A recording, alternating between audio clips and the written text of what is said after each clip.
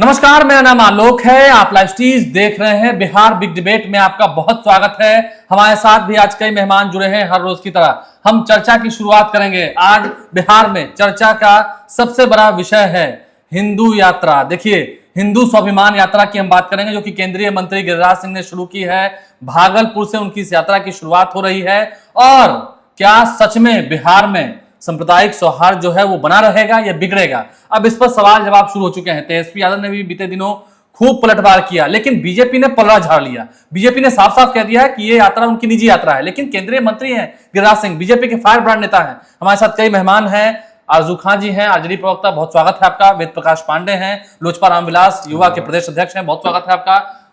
हमारे वरिष्ठ पत्रकार रवि उपाध्याय जी हैं, सर बहुत स्वागत है आपका। आप तो अपनी बात रखेंगे ही, क्योंकि अगर कुछ यहाँ स्पार्क्स दिखेंगे तो उसे शांत कराना आपका काम है। हम शुरुआत करेंगे, पहले आरजू खां जी आप ही के पास आते हैं, क्योंकि आप तो खिलाफ ही बोलिएगा। हिंदू संवाद, मतलब आपका था कार्यकर्ता संवाद, उनका है हिंदू स्वाभिमान यात्रा। हिंदुओं को जगाने निकले हैं गिरिराज सिंह, लेकिन आपकी पार्टी को इससे इतराज क्यों है? आपकी पार्टी को हिंदुओं से दिक्कत है? सबसे पहले मैं किसी को गलत नहीं बोलूंगा। मैं जो भी बोलूंगा वह संविधान के दायरे में रख के बोलूंगा। संविधान से देश चलता है, आपका लोकतंत्र चलता है। India is a democratic country, ये इसमें तो कोई आपको शक नहीं है। नहीं, आलोक जी नहीं। तो जब आप किसी संवैधानिक पद पे जब आप बैठ जाते हैं तो पता चलता है, प्रधानमंत्री हो, चीफ मिनिस्टर है, और चाहे फिर वो केंद्र के मिनिस्टर्स हो, वो बात करेंगे भारतवासियों की, न कि हिंदू मुसलमान की। इस पे मुझे आपत्ति है।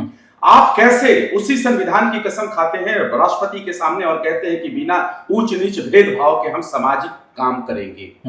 आप शपथ लेते हैं बैठ के पार्लियामेंट में, और उसके बाद ये भेदभाव की बातें आप क्यों करते हैं? यानी कि आप अपने पैरों के तले रोदना चाहते हैं संविधान को। ये बहुत बड़ी सच्चाई है। मतलब आप ये आरोप लगा रहे हैं कि गिरिराज सिंह संविधान रोंद रहे हैं। आप खुद इसको तय कर लीजिए और देश की जनता तय कर लेगी कि जो डेमोक्रेटिक कंट्री में जो संवैधानिक तरीके से संविधान की कुर्सी पे बैठा हुआ है, उसकी जिम्मेदारी 140 करोड़ भारतवासियों की है, न कि हिंदू मुसलमान की है। अगर वो हिंदू मुसलमान करता है तो ये ठीक नहीं करता। वो तो आज नहीं, दूसरी बात, वो तो कई दिनों से कर रहे हैं। नहीं, ये बहुत गलत है ना। ये गलत है ना, इसीलिए तो मैं कह रहा हूं हिंदुओं की बात करना गलत है या ऐसी बात करना गलत है?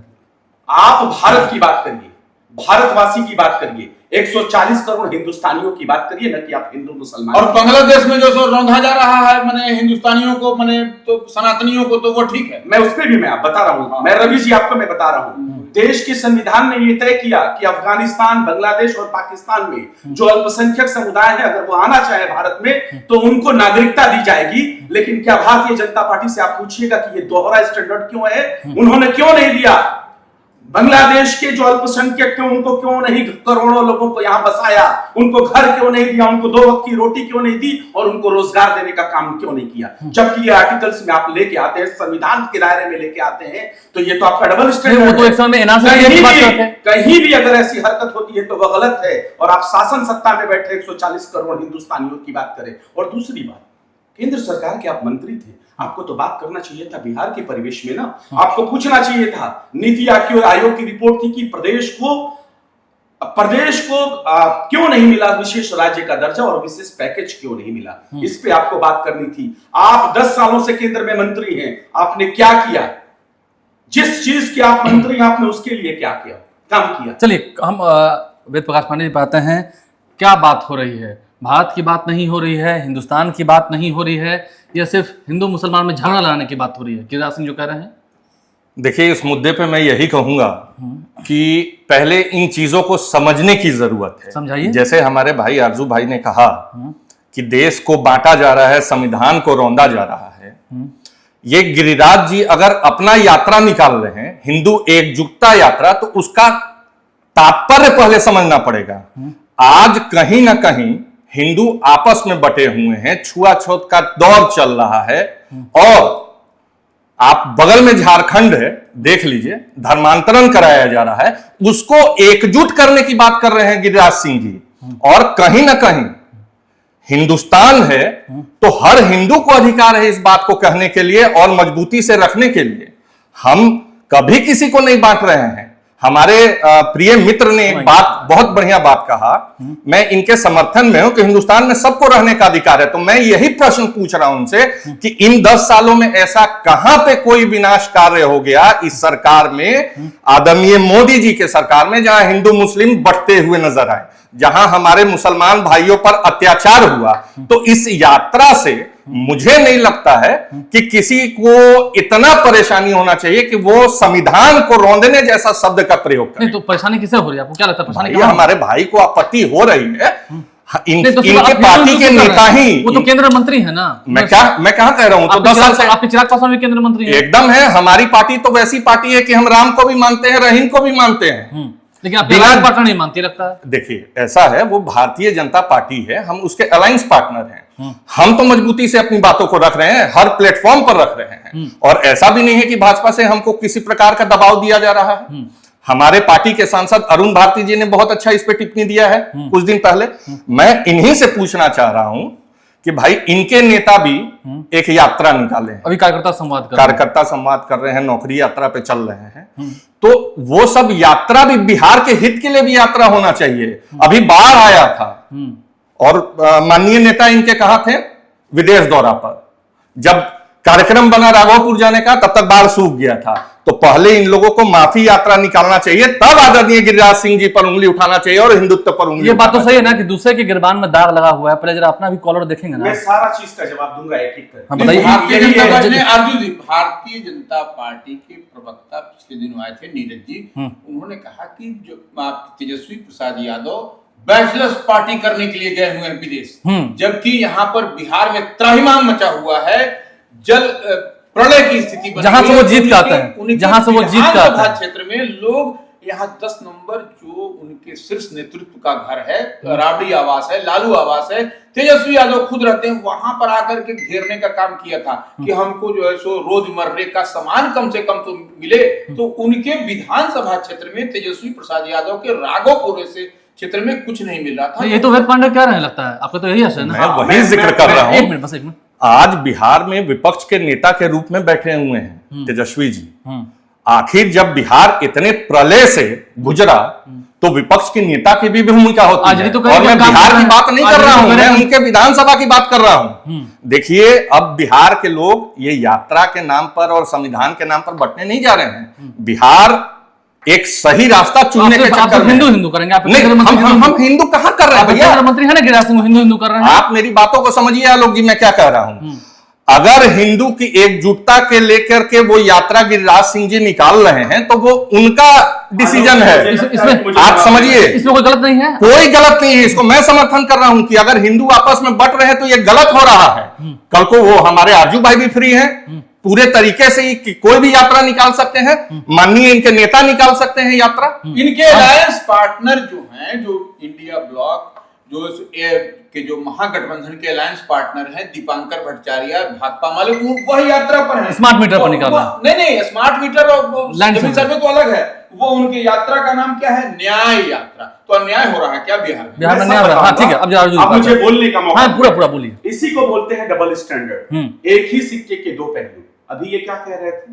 अभी ये बात कर रहे थे, थोड़ा सा मैं डिस्टर्ब हो गया, उसको क्या बोला था फिर से एक बार उस बात को नहीं, उन्होंने कहा कि उसमें गलत क्या है, आपके नेता कहाँ थे, बाढ़ में कहाँ थे, हाहाकार मचा था तो नहीं, वो बाढ़ की बात, माफी यात्रा, एकदम माफी यात्रा निकालिए आपने नेता को। माफी यात्रा किस बात की यात्रा? कहाँ थे जिनका वोट लेके गए? कहाँ थे वो भी बताता हूं, जिनका वोट लेके गए जब वो बेचारे मर रहे थे, पानी में डूब रहे थे? वो भी बताता हूँ। ये बेसत्ता में बैठे हुए लोग बेशर्मी से विपक्ष से सवाल करते हैं, तो मैं ये भी बताता हूँ कि लगातार ये बाढ़ आते हैं इस प्रदेश में और कोसी का जल प्रताप होता है, लेकिन आप एक नाव सही से मुहैया नहीं करा पड़ते हैं। आप 18 से 20 सालों तक इस शासन सत्ता में बैठे हैं और उसके बाद भी पता चलता है कि सबसे पिछड़ा राज्य नहीं। आज ही मैं आज यहाँ इस बात को मैं काटूंगा, इस बात को मैं काटूंगा।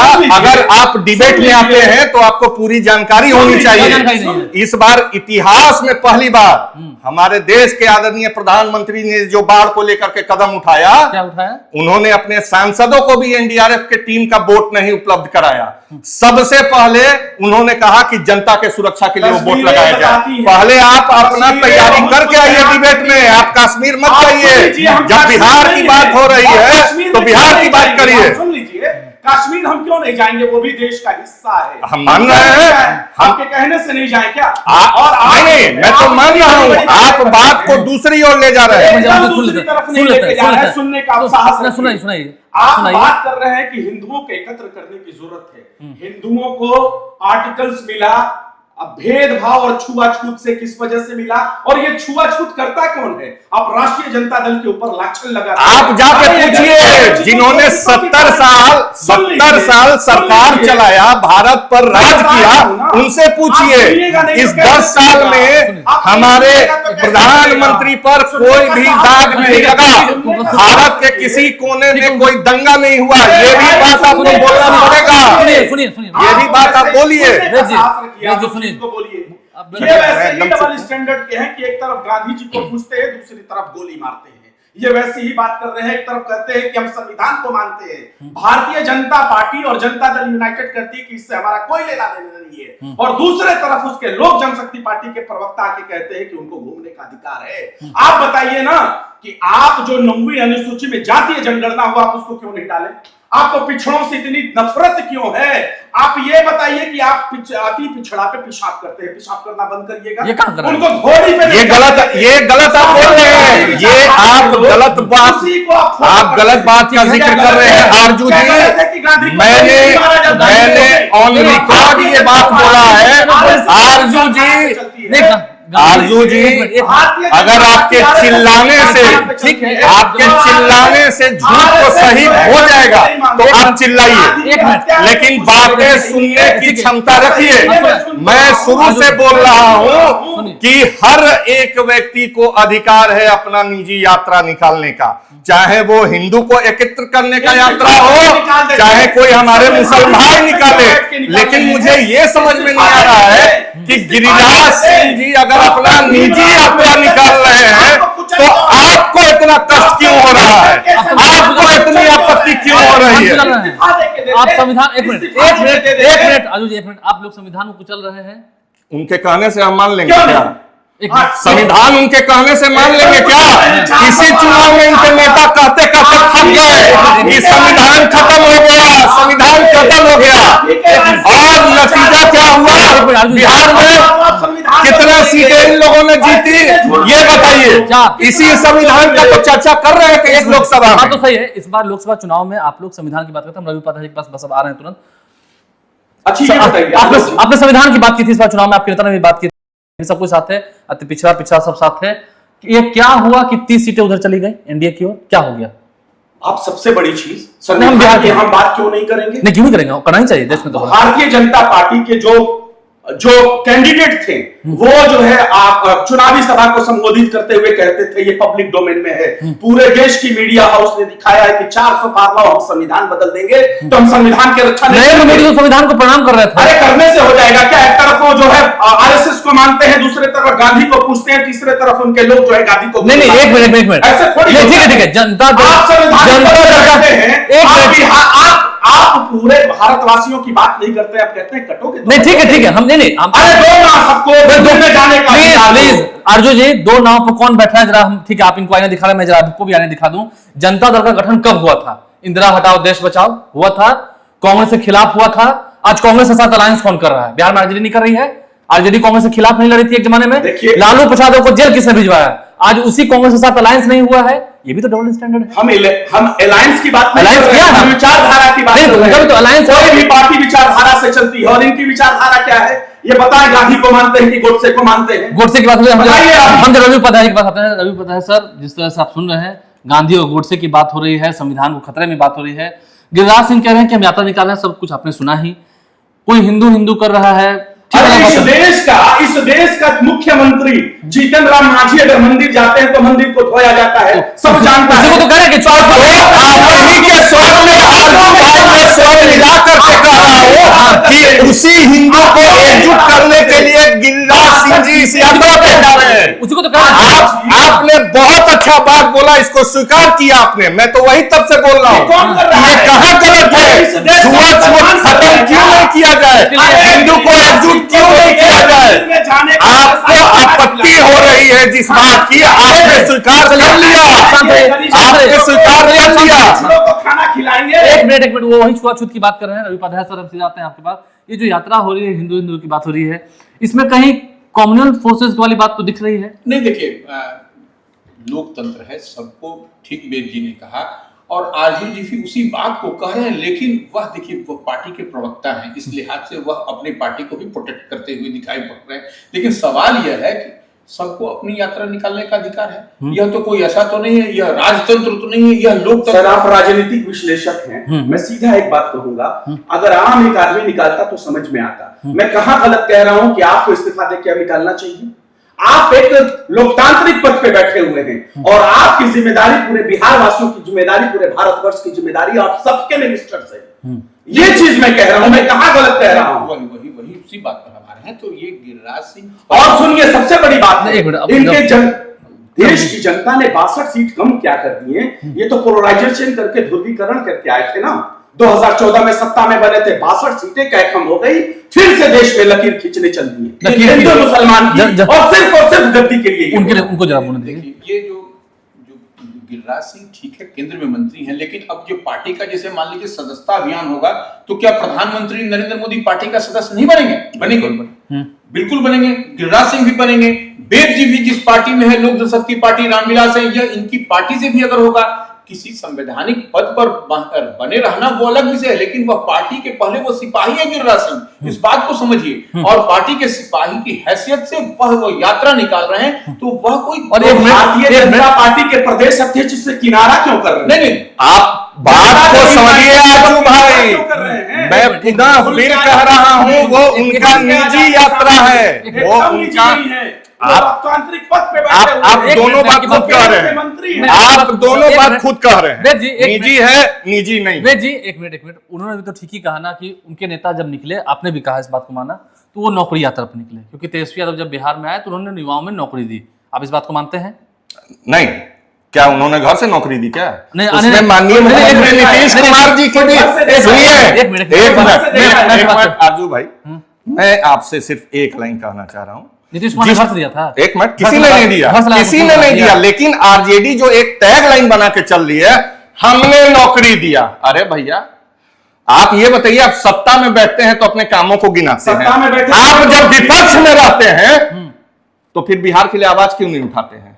यानी कहीं ना कहीं आप जान रहे हैं कि बिहार में सरकार जो चल रही है वो बेहतर चल रही है, इनके पास मुद्दा नहीं है, मुद्दों के कमी से इनके नेता दुबई चले जाते हैं। वही तो भी कहता, आपके भी तो नेता गए होंगे पेरिस।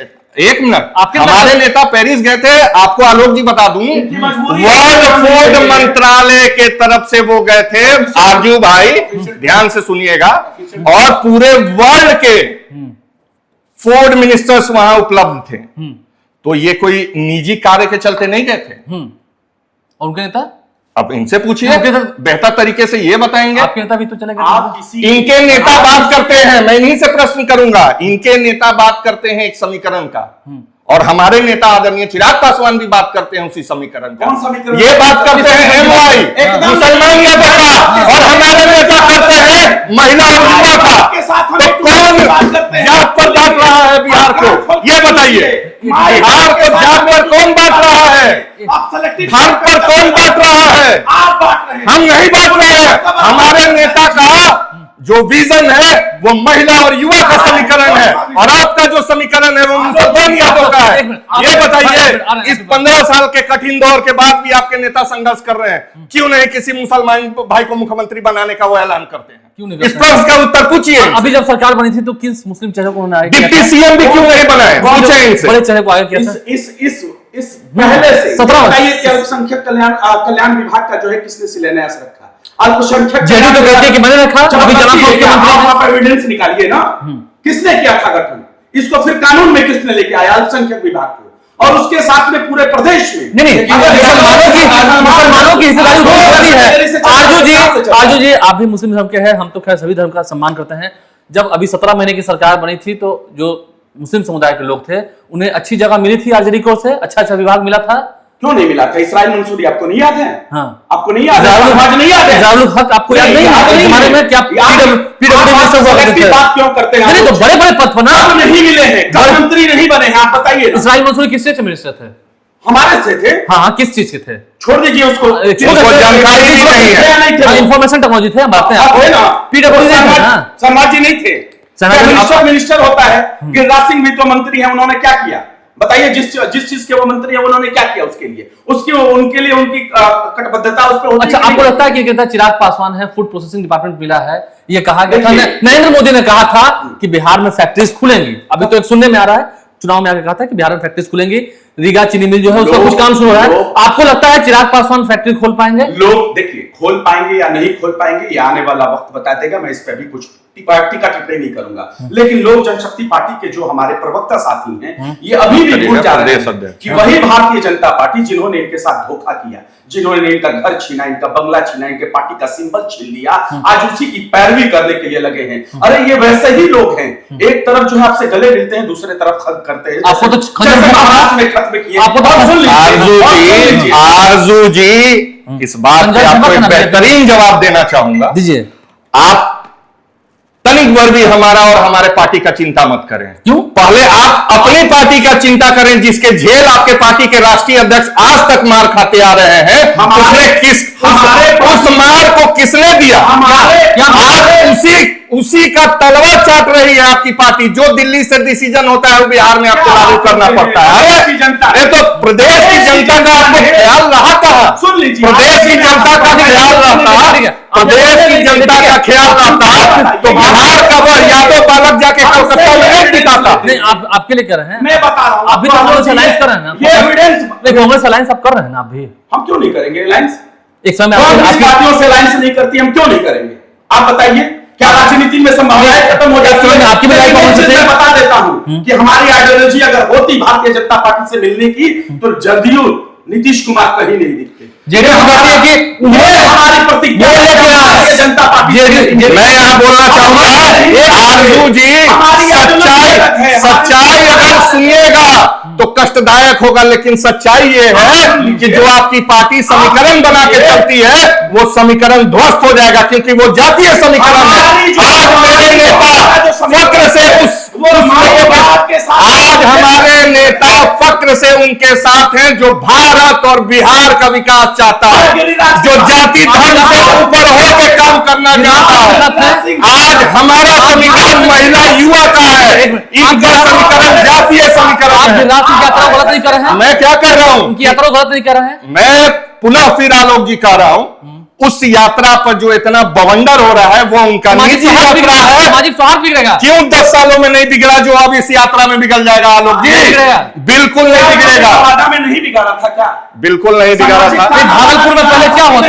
नहीं, हम जरा पुरानी दिनों पाएंगे। भागलपुर में क्या होता था आपको याद है? बताना चाहते हैं, देखिए, एक इनकी पार्टी जो लोक जनशक्ति पार्टी रामविलास है, जो एनडीए फोल्ड में है और मजबूत स्थिति में है और मजबूत है।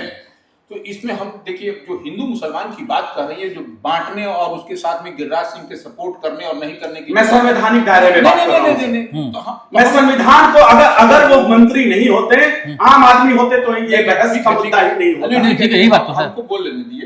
उसके बाद तो वो देखिए, यह बिहार का इतिहास, राजनीति के इतिहास जब आप पलटेंगे तो यह पाएंगे कि लोक जनशक्ति पार्टी जो है, जिसके राष्ट्रीय अध्यक्ष अभी जो रामविलास के जो चिराग पासवान है, उनके पिता स्वर्गीय रामविलास पासवान अल्पसंख्यक को मुख्यमंत्री बिहार का बनाना चाहते थे। उन्होंने घोषणा की थी और देखिए वह चाबी ही लेके भाग गया लोग, लेकिन चाबी उन्हीं के पास था, वो सब कुछ था, सब कर दे, आज भी कर दे, आज भी कर दे, आज भी कर दे।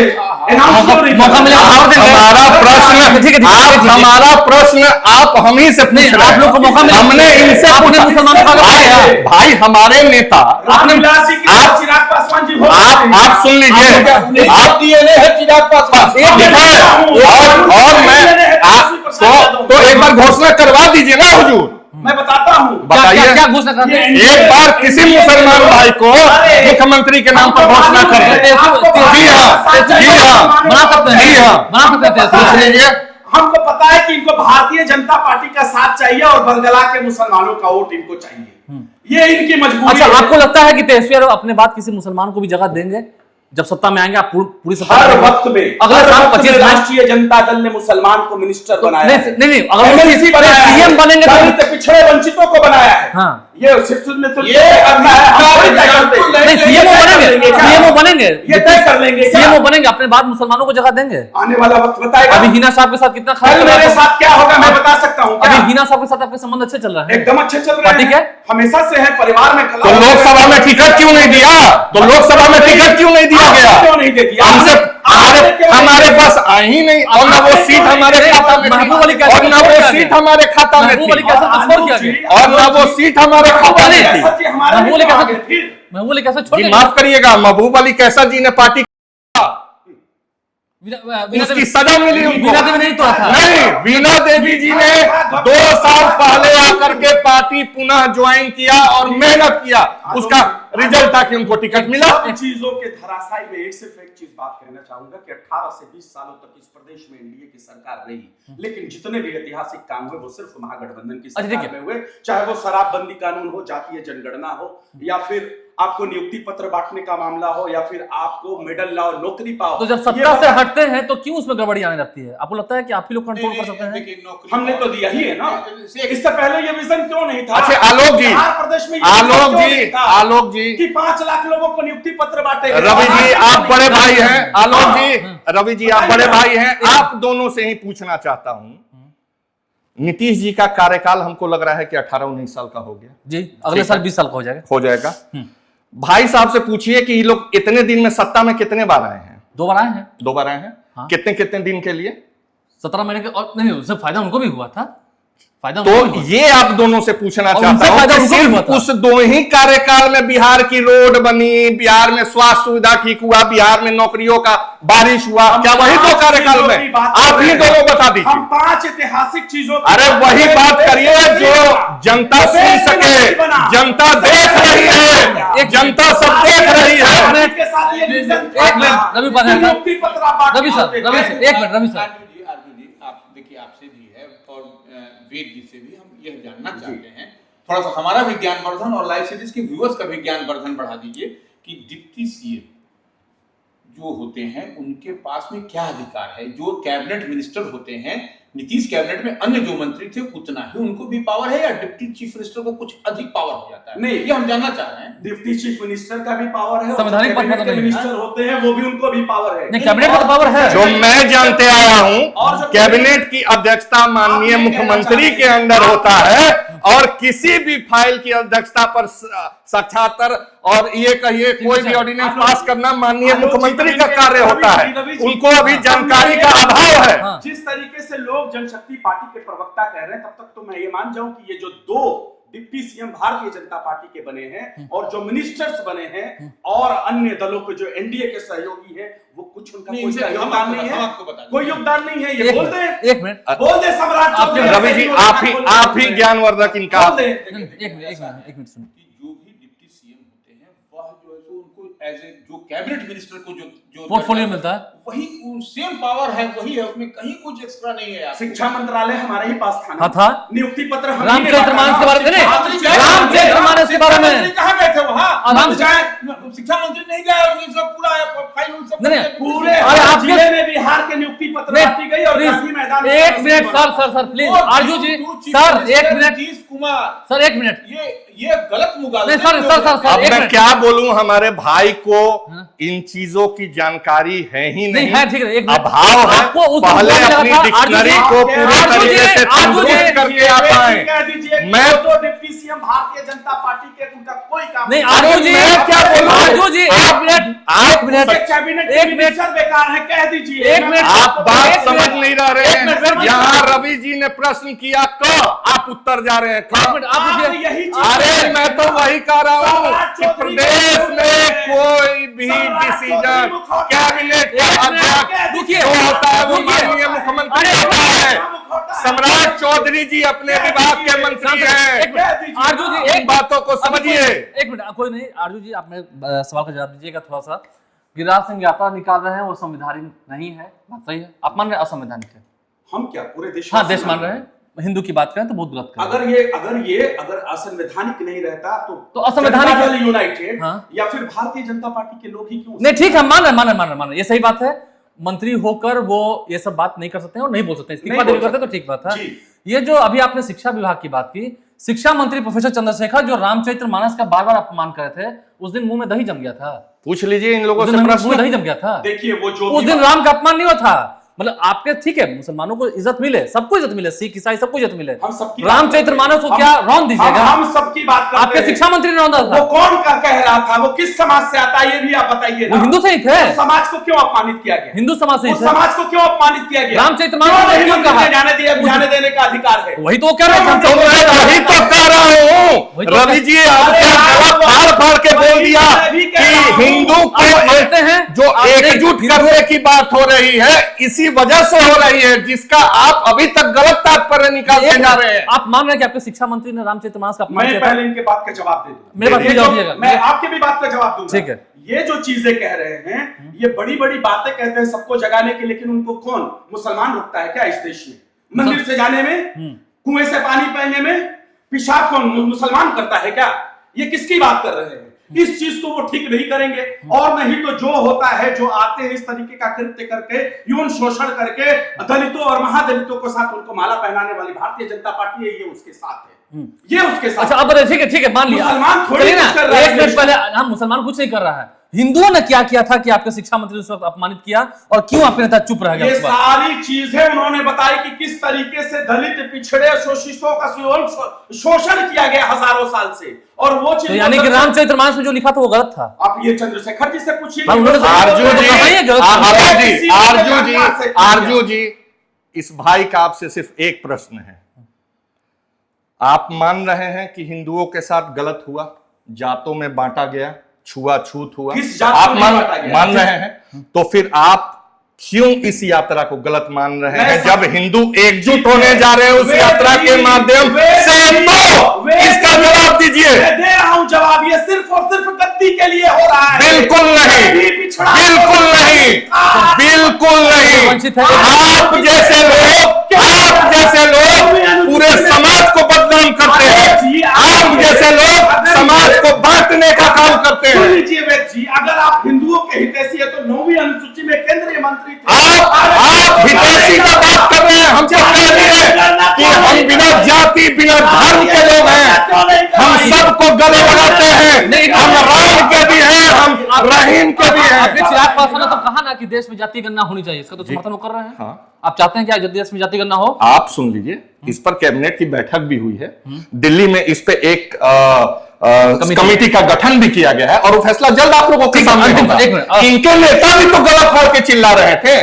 आज जब केंद्र सरकार उस चीज पर कमेटी का गठन देश में कराइएगा, मैं क्या कह रहा हूं कि जब उस पर कमेटी का गठन हो गया, कमेटी अब रिपोर्ट सौंपेगी, उसके आदेश पे कोई बात निकलेगी, आपको भी जानकारी होगा, हमें भी है। लेकिन जो धर्म की बात करके भाई साहब बांट रहे हैं, ये गलत है। अरे भैया, यात्रा पे आपको किसने रोका है? आप कब से यात्रा पे निकलिए, किसी को भी आप दोनों मत चिल्लाइए, हो गया। हम जान रहे हैं गद्दी के लिए सभी लड़ रहे हैं। रवि प्रधान सर, अंतिम सवाल आप ही से है क्योंकि चर्चा को विराम भी देंगे। लगता है कि लड़ाई तो गद्दी की ही हो रही है, बस नाम थोड़ा अलग अलग है, यात्रा का नाम थोड़ा बदल दिया गया है, लड़ाई तो गद्दी की नहीं हो रही, इसमें कहां कोई बट है? चुनावी वर्ष है, अगले साल चुनाव है विधानसभा के, चुनावी वर्ष इसको हम लोग मान के चल रहे हैं। तो ऐसे में देखिए, हर दल एनडीए से ही देखिए उपेंद्र कुशवाहा निकल गए, महागठबंधन से आप देखें तेजस्वी निकल गए, दीपांकर भट्टाचार्य निकल गए, तमाम लोग निकल रहे हैं, गिरिराज सिंह निकल रहे हैं। तो यह देखिए, यह निश्चित रूप से वोट की राजनीति है। जनता से किसको कहां लेना देना है, किसी को कहीं। चलिए, जनता से किसी को लेना देना नहीं है, ना इनके हिसाब से इनको लेना देना है, माफ कीजिएगा, ना आपके हिसाब से इनको लेना देना है, ना इनके हिसाब से आपको लेना देना है। एक ही चीज कहूंगा, सिर्फ और सिर्फ गद्दी के लिए हो रहा है। और जनता दल यूनाइटेड के नीरज सिंह जो मुख्य प्रवक्ता है, उन्होंने कहा कि भैया अपनी दुकान भी तो चला ली है, यदि वो दुकान चला रहे हैं, चलिए दुकान पूरी जानकारी ले लीजिए। आपको क्यों पर प्रहार हो रहा है, वो जनता समझ रही है। बहुत आपको समस्या क्या हो रही है वो जनता समझ रही है। आप सभी मेहमान कहीं संविधान में धरिया नहीं उड़ा है, आपके कहने से संविधान को एक नहीं आने वाली आप है। सभी मेहमानों का बहुत शुक्रिया। लड़ाई चलती रहेगी, लड़ाई होती रहेगी। आप लाइव स्ट्रीम से बन रहे हैं, बहुत शुक्रिया आप सभी मेहमानों का। हमारे चैनल को सब्सक्राइब कर लें, ये बहस चलती रहेगी। आप भी कमेंट करके अपने राय जरूर बताइएगा, कौन कितना सही कितना गलत। हमारे चैनल को सब्सक्राइब कर लें। अगर इस वीडियो को फेसबुक पर देख रहे हैं तो पेज को लाइक करना ना भूलें। धन्यवाद।